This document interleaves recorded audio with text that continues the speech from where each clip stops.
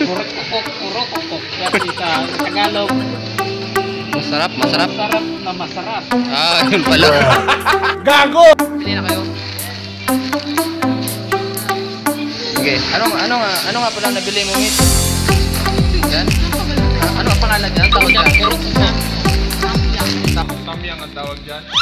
What? Closed doors, I'm a fool for your love.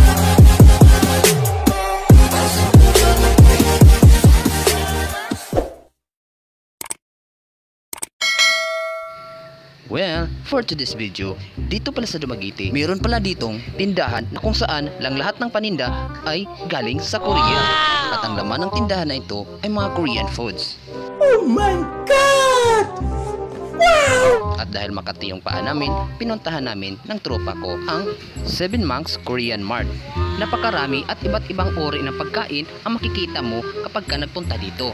Well, kapag ka nakapasok dito, feeling mo talaga na para kang nasa Korea. Dahil sa karamihan ng mga bumibili dito ay mga Koreano at mga foreigner. Maliban lamang sa kasama kong Phil-Am. Feeling Amerikano. Gago! Well, dahil sa sobrang dami ng mga Korean foods dito, hindi na namin alam kung ano ang bibili namin dahil hindi namin alam kung ano ang nakasulat dito. Ikaw, subukan mo dang basahin ito at baka naman naiintindihan mo. Yun nga, sulit pala yung araw na pagpunta namin dito dahil nag-sale pala sila. 33 pesos na lang pala ang bawat isa ng ramen. Yun bang adik ka sa panonood ng anime at alam mo na yung paboritong kinakain ni Naruto? Yung kinakain ni Naruto. Paano masabi? Dahil mga pips, anong masasabi mo kaibigan sa mga bilhin nila dito, yung mga pang Korean foods ba? Good quality, brad. Good quality, naiintindihan mo ba yung nakasulat?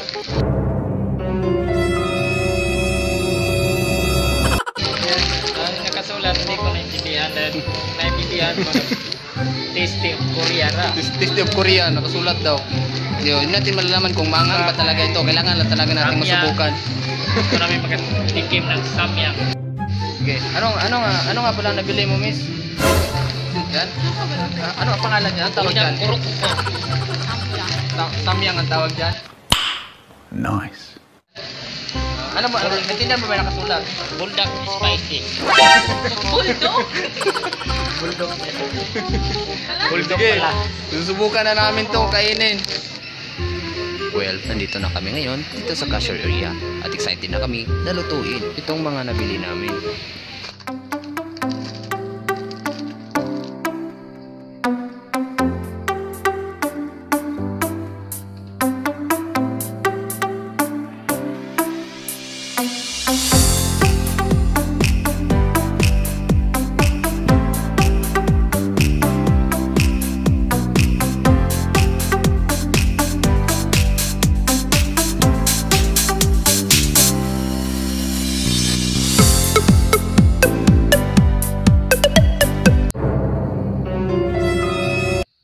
Parang may naamoy ako hindi maganda.